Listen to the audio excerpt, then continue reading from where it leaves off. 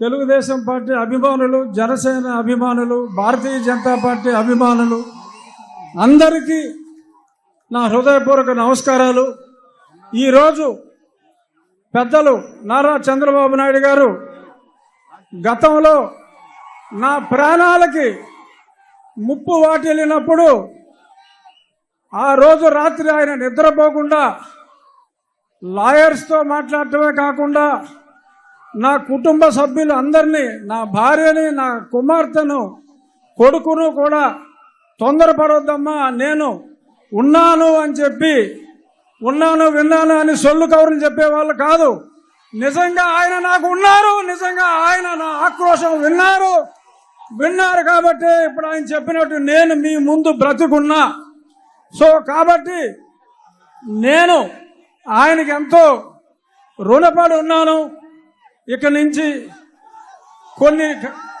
కొన్ని కారణాల వల్ల నేను 4 ఏళ్ళు దూరంగా ఉండవలసి వచ్చింది. అయినా చంద్రబాబు నాయుడు గారి చొరవతో ఈరోజు నేను మళ్ళీ మీ ముందుకు రావడం జరిగింది.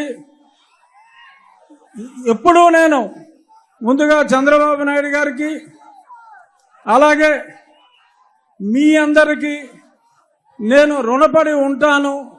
మీ రుణం నేను తీర్చుకుంటాను. అతి త్వరలో జూన్ 4వ తారీఖు ప్రపంచం సృష్టించబోతున్నారు నారా చంద్రబాబు నాయుడు గారు. అలాగే ఆయనకి తోడుగా పవన్ కళ్యాణ్ గారు, పైన నరేంద్ర మోడీ గారు. ఈ కలయిక నేను సంవత్సరంగా చెప్తున్న త్రిమూర్తుల కలయిక ఉంటుంది అని.